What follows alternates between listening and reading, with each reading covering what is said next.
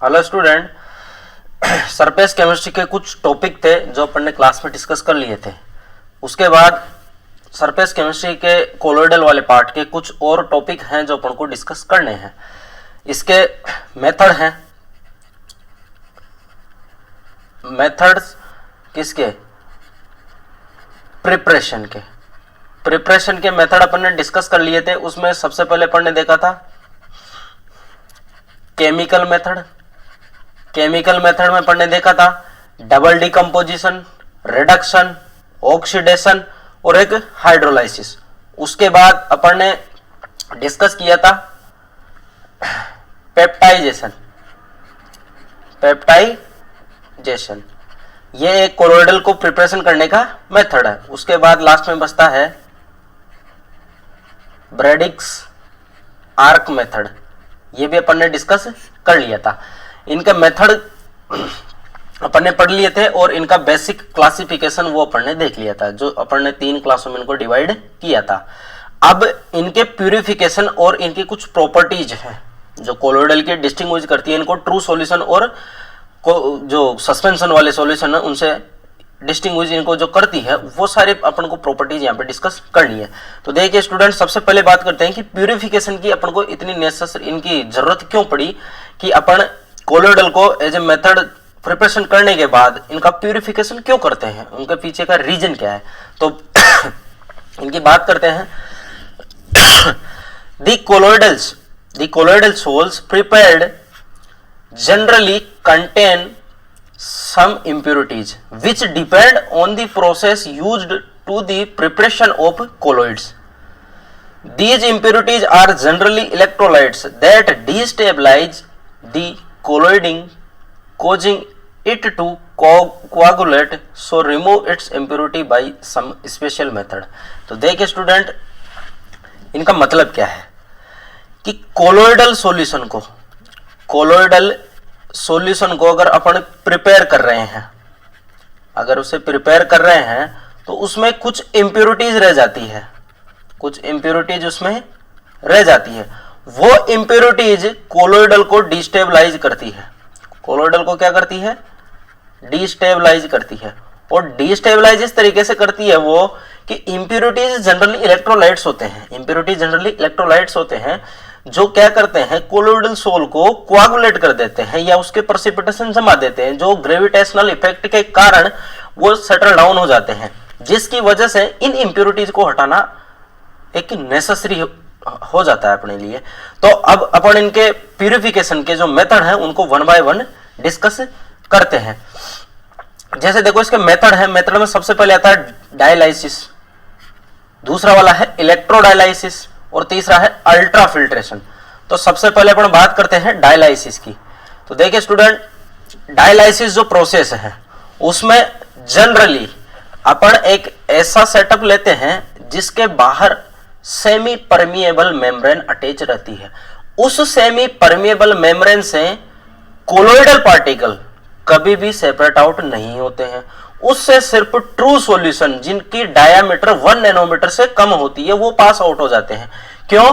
क्योंकि उस मेम्ब्रेन में जो पोर की साइज होती है, उनमें जो छिद्र होते हैं उनकी साइज होती है वो ट्रू सॉल्यूशन से ज्यादा की होती है और जो अपने कोलोइडल पार्टिकल है उनसे कम की होती है।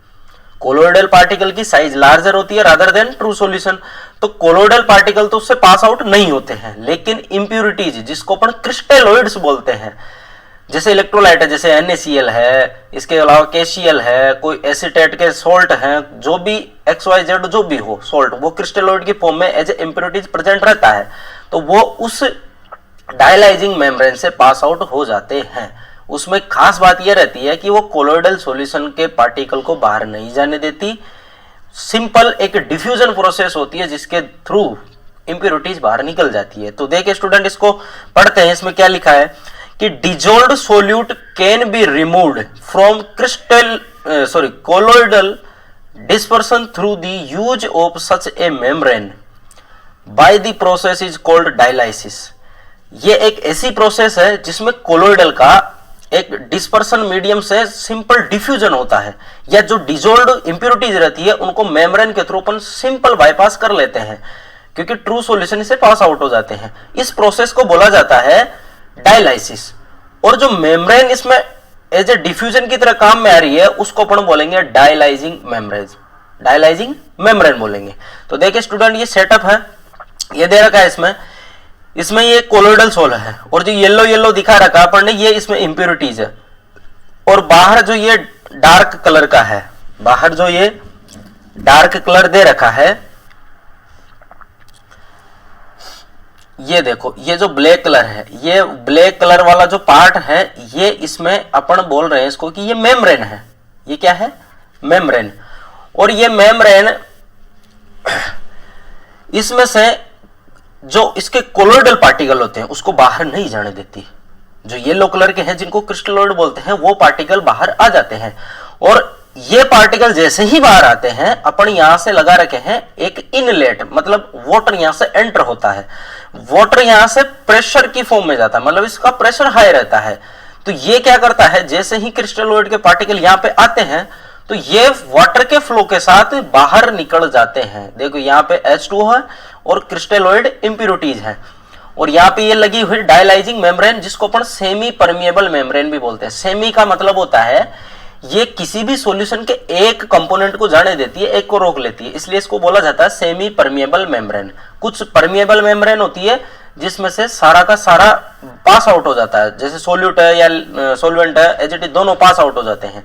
जबकि सेमी परमिएबल मेम्ब्रेन में ऐसा नहीं होता है, या तो वो सोलवेंट को पास आउट होने देते हैं या फिर किसी सोल्यूट को पास आउट होने देते हैं। ये सिर्फ एक के लिए काम में आते हैं, आइदर सोल्यूट और सोलवेंट।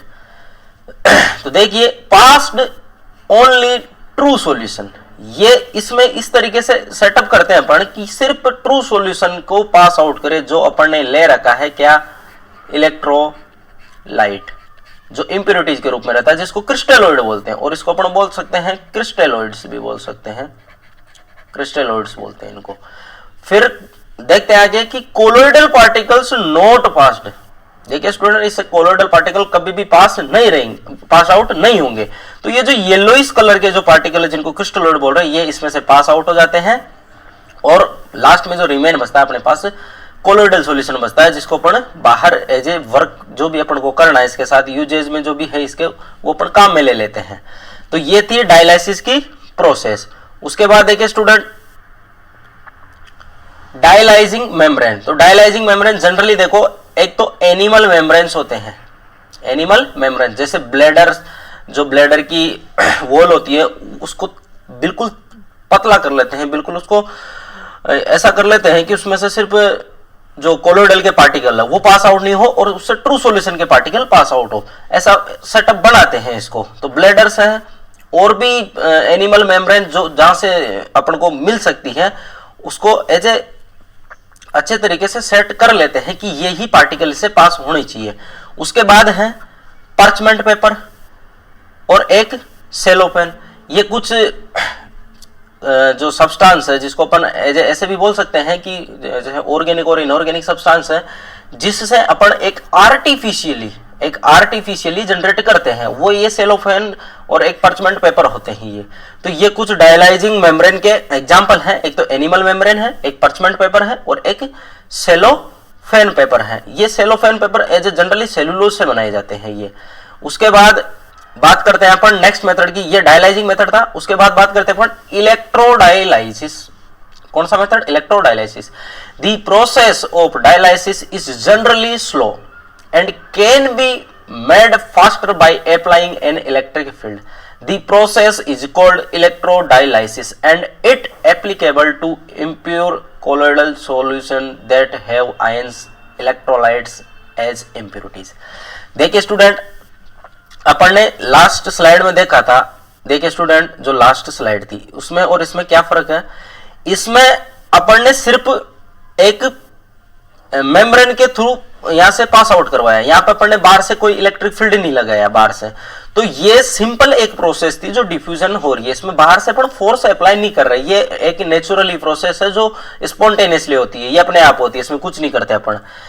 लेकिन इसी प्रोसेस में अगर मैं बाहर से इलेक्ट्रिक फील्ड लगा देता हूं, ध्यान से सुनना, डायलाइसिस की प्रोसेस में अगर मैं बाहर से इलेक्ट्रिक फील्ड लगा देता हूं, तो यही डायलाइसिस सिस्टम क्या बन जाता है, इलेक्ट्रोडायलाइसिस।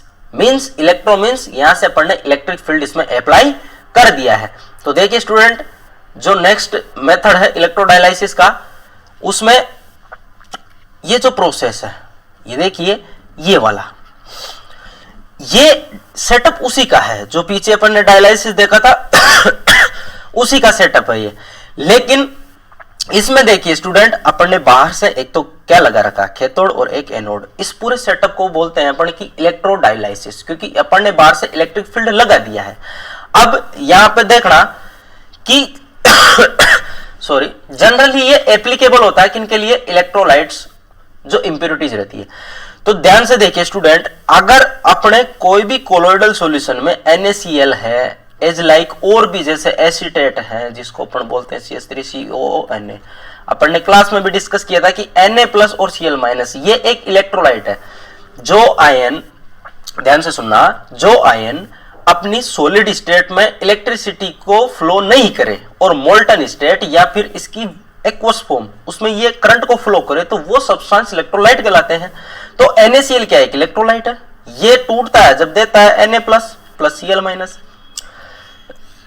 अब अपन ने डिस्कस किया हुआ है कि अगर कोई चार्ज स्पीशीज जिसके ऊपर पॉजिटिव चार्ज है उसको इलेक्ट्रिक फील्ड में रखते हैं अपन, तो वो नेगेटिव एंड की ओर मूव करती है, क्योंककि पॉजिटिव और नेगेटिव के बीच में अट्रैक्शन होता है, तो ये ऑलवेज मूव करेगी पॉजिटिव की ओर। तो ध्यान से देखना स्टूडेंट इसको, जो NaCl है, जो NaCl है उसमें दो कंपोनेंट है, Na+ और Cl-। अगर मैं इसमें इसको मेंशन करना है कि यहां पे है NaCl, है ना, इसके अंदर जो येलो पार्टिकल्स है ना, येलो बना रखा है और ये एक ग्रीनिश टाइप का जो कलर का बना रखा है, इसमें देखना कि ये वाला पोर्शन पॉजिटिव चार्ज का है, ये वाला नेगेटिव चार्ज का है। तो ये पॉजिटिव चार्ज एज लाइक मैं ऐसे बोल सकता हूं कि ये जैसे इलेक्ट्रोलाइट कंसीडर कर रहे तो Na+ होगा और ये वाला Cl- होगा, अगर अपन NaCl को एज इलेक्ट्रोलाइट मानते हैं तो Na+ किसकी तरफ मूव करेगा, कैथोड की तरफ। Cl- किसकी तरफ मूव करेगा, एनोड की तरफ। क्यों, क्योंकि एनोड पे पॉजिटिव चार्ज है, कैथोड पे नेगेटिव चार्ज है। तो यहां से Na+ और Cl- ये नॉर्मली ऐसे भी इनका डिफ्यूजन होता है, अगर अपन इलेक्ट्रिक फील्ड नहीं लगाते तो डिफ्यूजन होता है। अगर बिना विदाउट इलेक्ट्रिक फील्ड देखते, जैसे ऐसे समझो, इसे विदाउट इलेक्ट्रिक फील्ड, ये प्रोसेस क्या है, स्लो है। विदाउट इलेक्ट्रिक फील्ड ये प्रोसेस क्या है, स्लो है। लेकिन जैसे ही इसको किस में लाते हैं, विद फील्ड में लाते हैं, तो बाहर से कुछ वर्क करते हैं इनको निकालने के लिए। तो Na+ और जो Cl- वो इंप्योरिटीज बाहर से इलेक्ट्रिक फील्ड के कारण बहुत फास्ट मूव यहां से रिमूव हो जाते हैं। तो इस स्पीड को अपन क्या कर देते हैं, फास्ट कर देते हैं।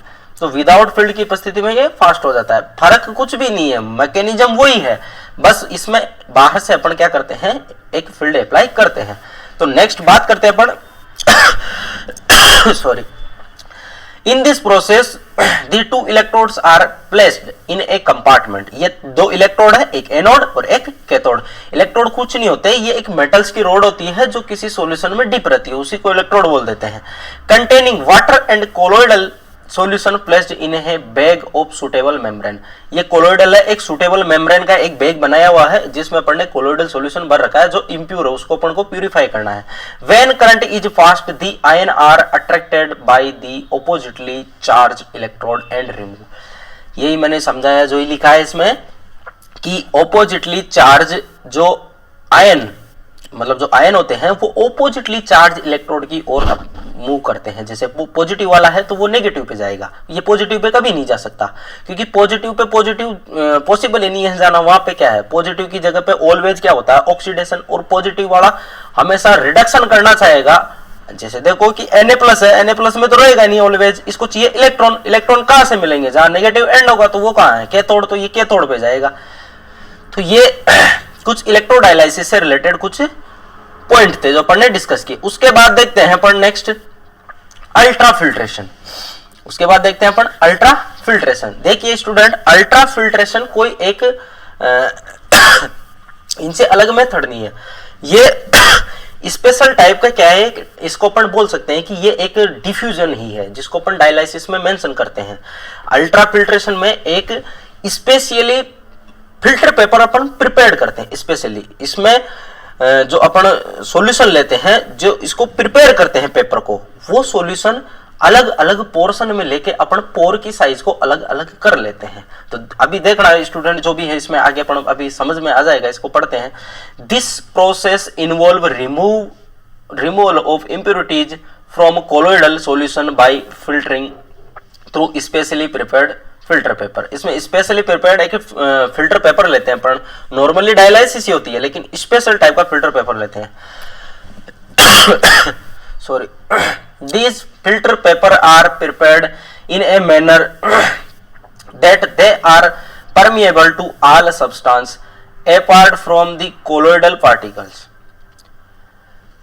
इसमें देखना स्टूडेंट, इसमें दे रखा है कि फिल्टर पेपर जनरली जो प्रिपेयर्ड करते हैं अपन, वो एक स्पेशल टाइप के कोलोइडल के लिए स्पेशल टाइप का पेपर प्रिपेयर करते हैं अपन।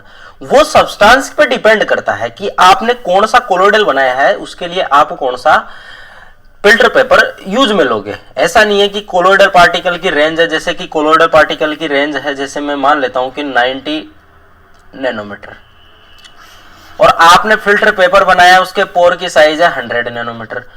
अरे तो सारा का सारा ये पूरा निकल जाएगा, इसमें कोलोइडल बचेगा ही नहीं, इंप्योरिटीज भी निकल जाएगी। इंप्योरिटीज जनरली 90 जो कोलोइडल सॉल्यूशन होते हैं उनसे छोटे पार्टिकल होते हैं, तो वो तो वैसे ही निकल जाना, तो ये भी निकल जाएगा। तो ये कोई सिलेक्टिव थोड़ी हुई, नहीं, इसके लिए अपन को बनाना पड़ेगा कि 90 से छोटी हो, और एप्रोक्स अपन को रखना पड़ता है कि 70 से नीचे रखना पड़ता है।